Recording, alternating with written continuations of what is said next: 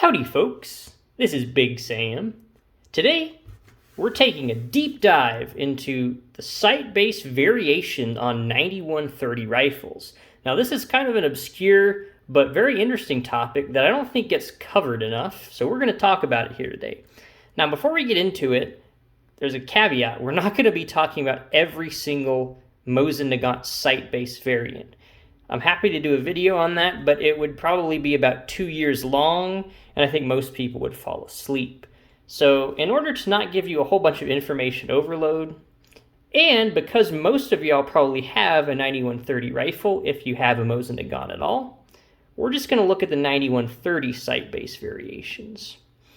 Now, on the surface, they're all going to look the same. However, there's a couple of key differences. So here we have our first pattern. This is what we're going to be referring to today as a Type 1 Mosin Nagant 9130 sight base. Now we're not going to talk about the sight or the slider. Those have interesting variations in themselves. We're just, again, talking about the sight base right here, this piece, and it's dovetailed onto the barrel. So the first pattern here, as you can see, we've got a 1937 Tula 9130. Now this one, as we can see, says made in USSR. So this was imported by Sam Cummings probably in the 1950s from Spain. This guy was used, you guessed it, in the Spanish Civil War. But more importantly, he has a Type 1 sight base for our video today. Now the Type 1's interesting. There's two important things we're going to note here. First thing is it's completely flat on the side. There's going to be there's no holes in it, other than you're going to have this hole up here, which holds the pin, which pins the rear sight in place. But as we'll see, there's some holes in the bottom on the later types, but this guy has no holes. It's just dovetailed on. And so if you don't see any pinholes here on the sides, you can already tell this is going to be a Type 1. And if we open up our sight here, another important thing we're going to see, and I'll zoom in for you, is right here. There's a little bitty, itsy bitsy tiny baby screw right there. And oh man, are these a pain to get out if you've ever had to deal with that? If you've ever had to remove your sight base for some reason, trying to get this out is a pain. Most stories I've heard, people just end up drilling this screw out. This screw, folks, is not good. You do not want to have to mess with this. And thankfully, almost all of us are never going to have to or need to mess with that. But our Type 1 is going to have this little tiny screw here at the very bottom, but you can't see it unless you raise the rear sight. All right, see, you can't really see it under there, so you got to hold it up.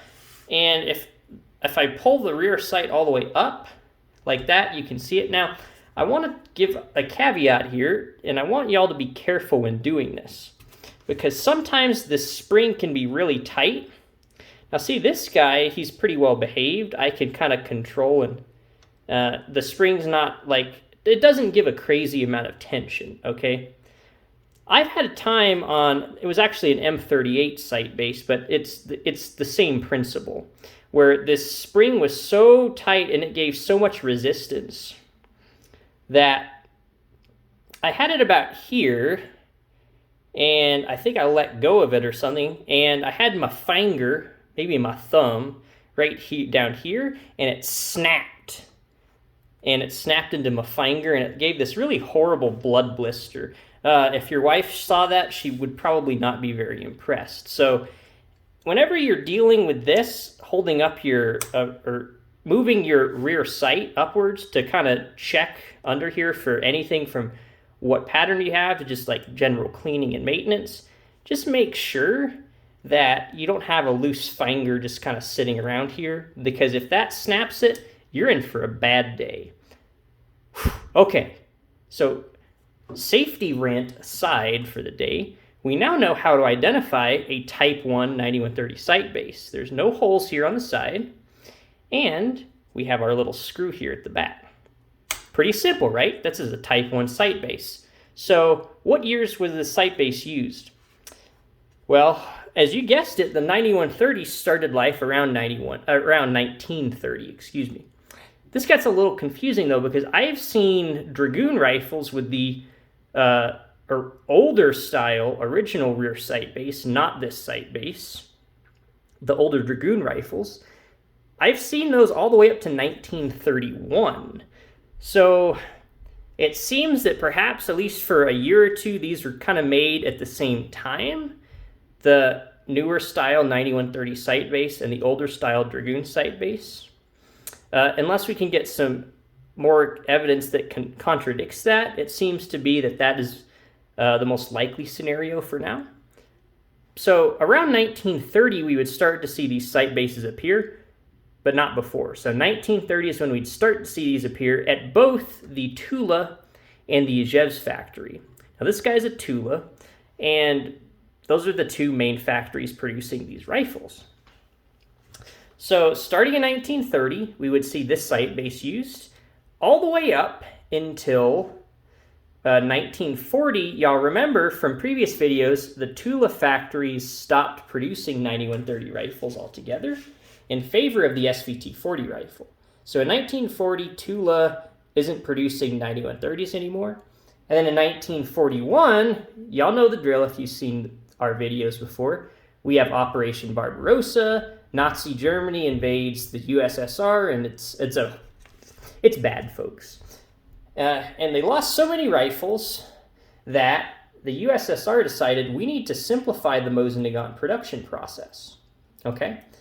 So in 1941, they looked, and indeed they did simplify this. But that's not quite the whole story. You see, what worked out well for them is that simplified sight base, which we're going to call the Type 2 sight base, and we'll look at it here in a second, actually came around before that.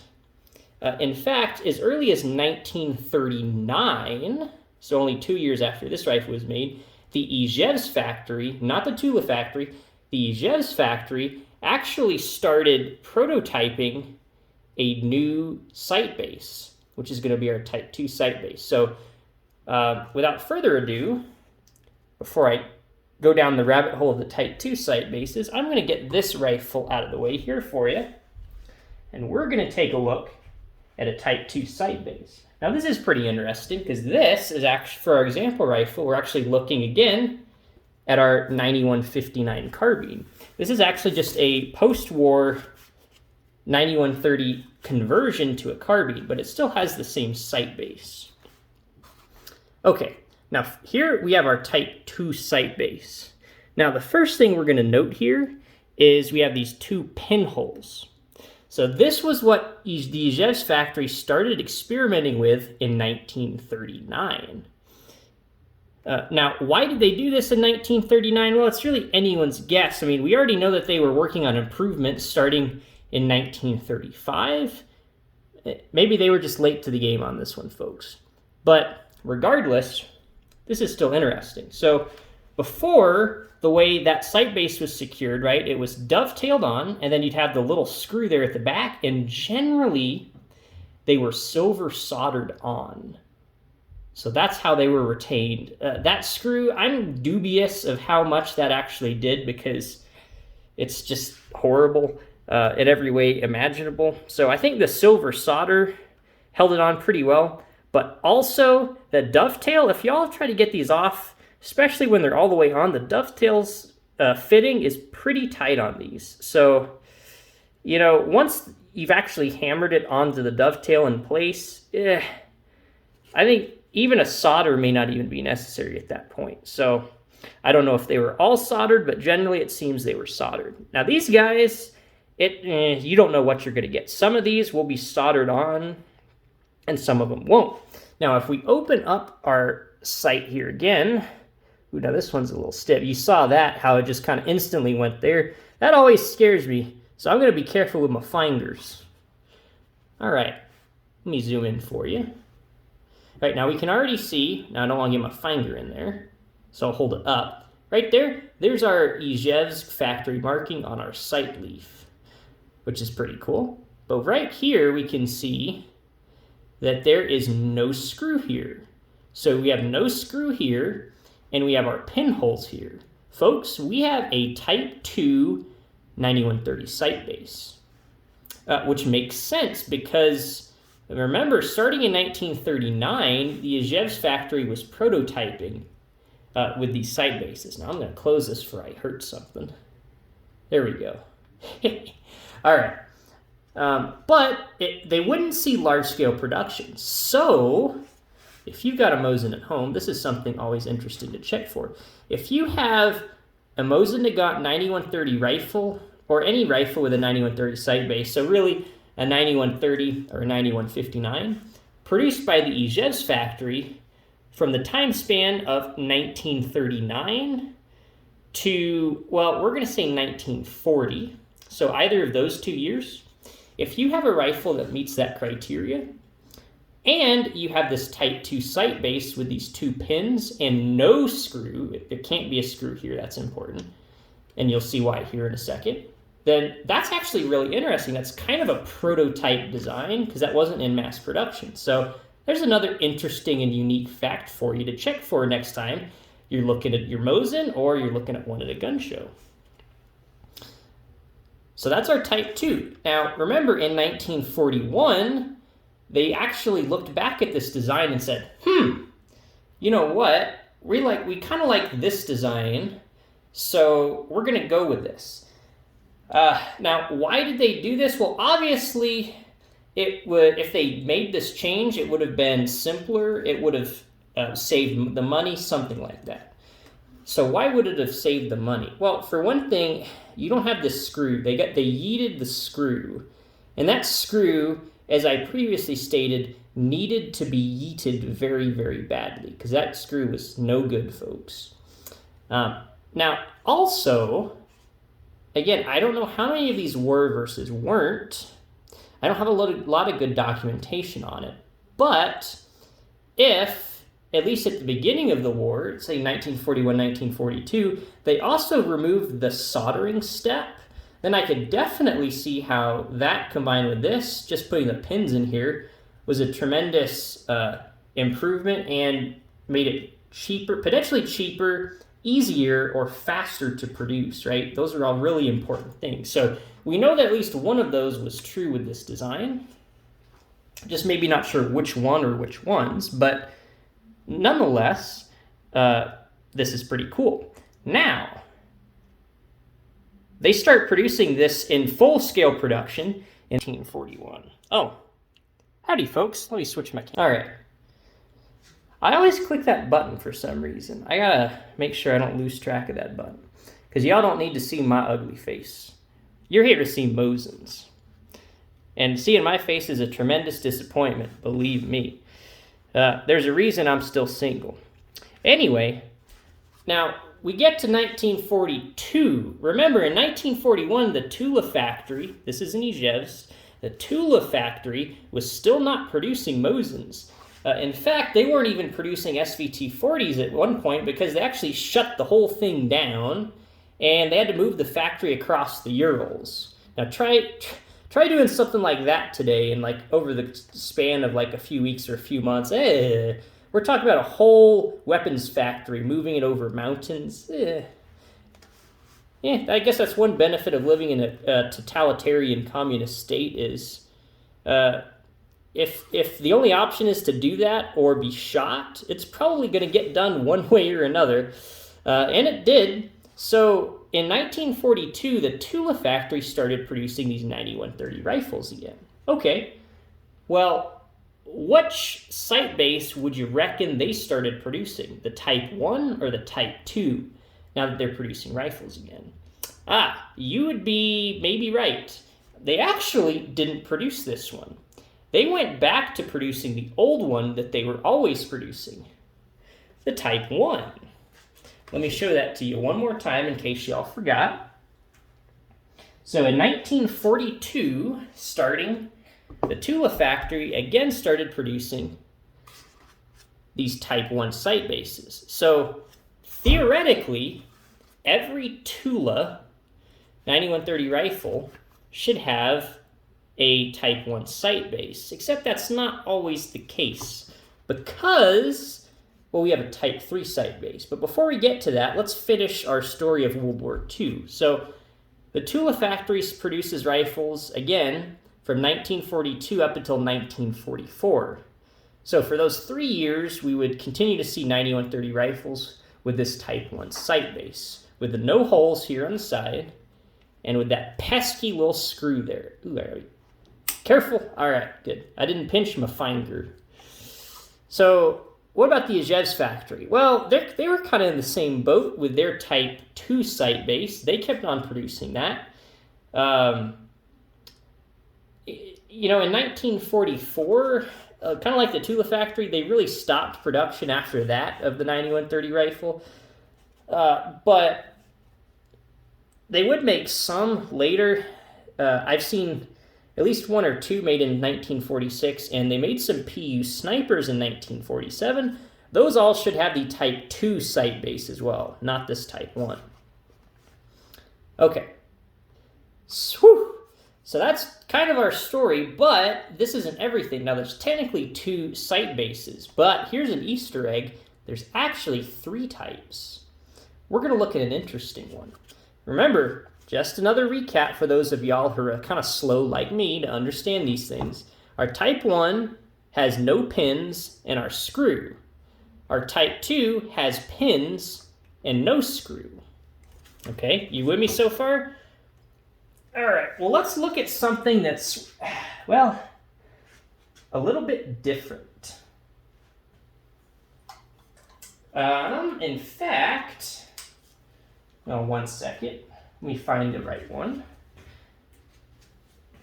Aha, this is the guy we're looking for. And y'all are going to love this because I get to bring out a moldy leprosy Mosin again. I tell you, folks, these are the gifts that keep on giving. Look how beautiful this gun is.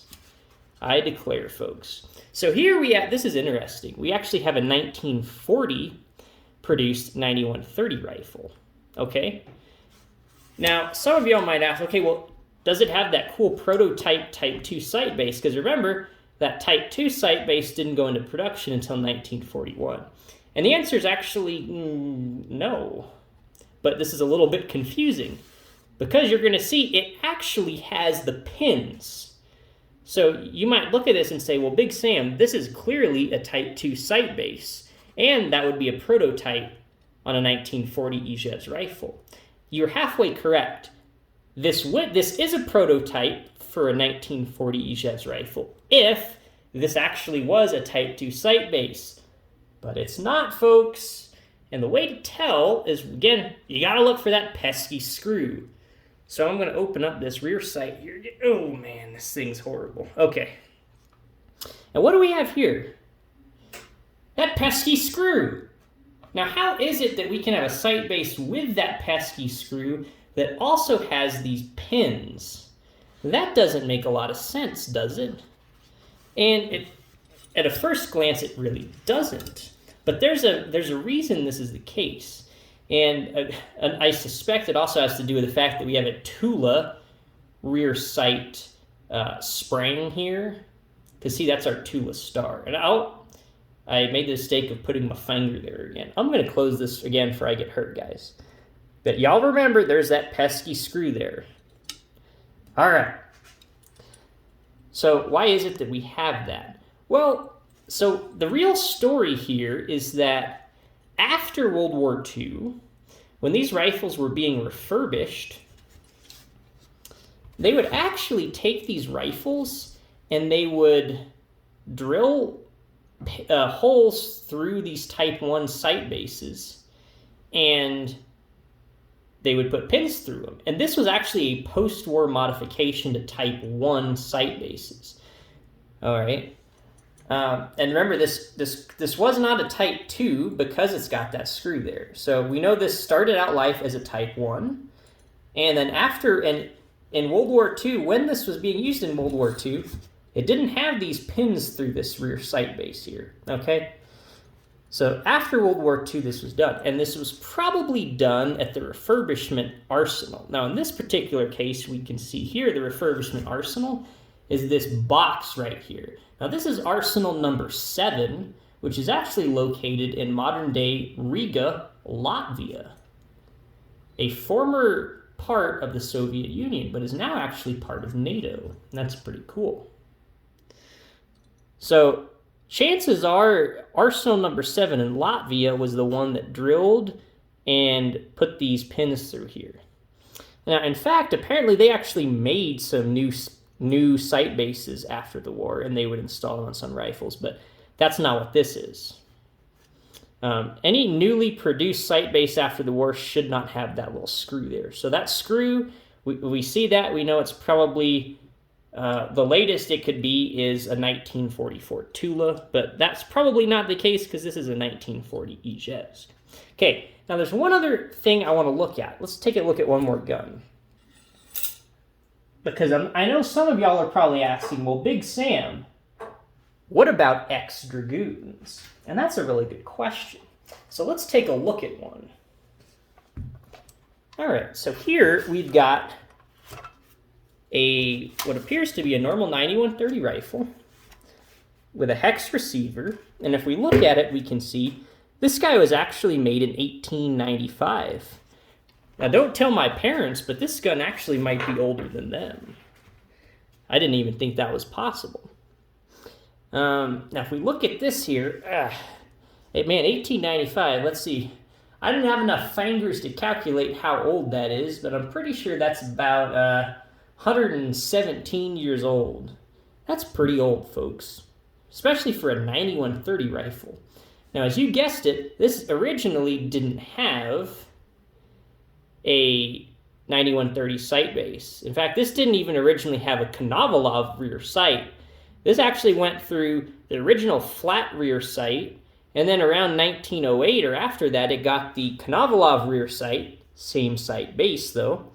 And then during World War II, this actually almost certainly still had the Dragoon rear sight. Now, some of y'all might be wondering, well, Big Sam, were any of these ex-Dragoon conversions done during the war? Chances are it's possible.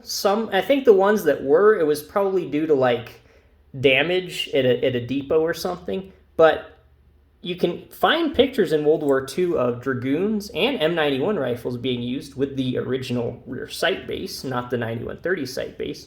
But you can also look at Finland, because Finland has a really good example of exactly what Russia was using up until around 1943 is usually about the latest we would see guns Finland captured.